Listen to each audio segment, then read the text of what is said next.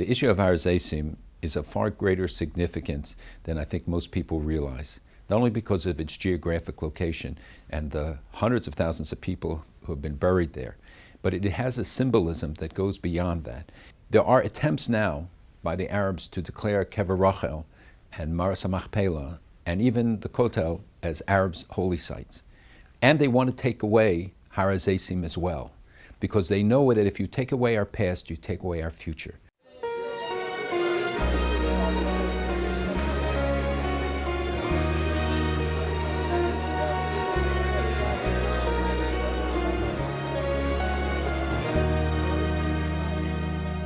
It was about a year ago that the state controller, Michael Lindenstrauss, issued a report condemning and criticizing the government for 43 years of neglect of Har Hazeitim.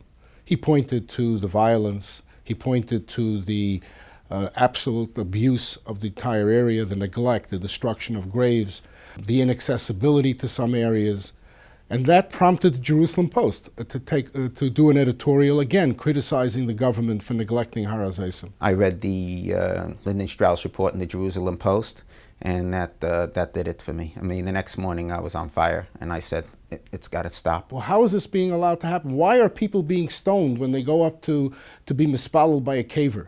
Why are graves still destroyed? Why is garbage strewn all over? Why are the Arabs treating this like this is another neighborhood of theirs? I myself have been stoned there about 5-6 years ago. I was visiting my parents' grave, and 2 Arabs were standing on the wall above and just started hurling rocks and stones at me.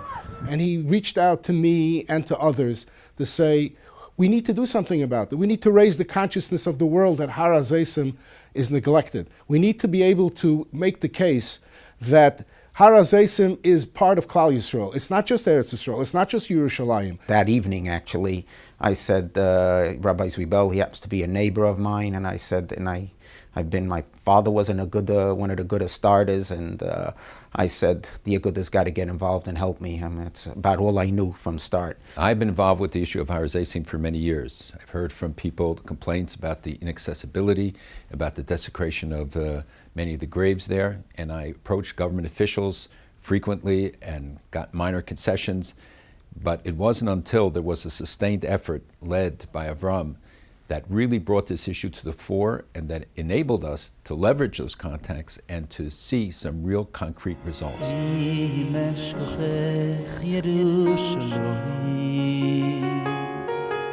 There was money allocated many years ago for this to be taken care of, and the pressure that we're putting on the government at the present is severe. It's been in the Associated Press, in every single newspaper all over the world. I know that I spoke to many Gedolim about this project, or Baron Leib Steinman, particularly the Ger Rebbe, because 2 Ger Rebbes are buried in Har Hazeitim. There's a deep concern in Ger about what happens in Har Hazeitim. What we've succeeded in is, which is our main goal, is to have a police force on the mountain. There were some closings that we wanted closed. They are closed.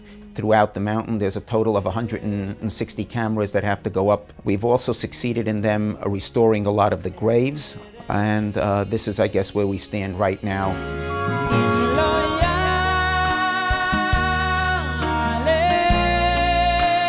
How could Jews anywhere in the world allow this to go on? And the Aguda became one of the first partners in this effort to try to correct the problem.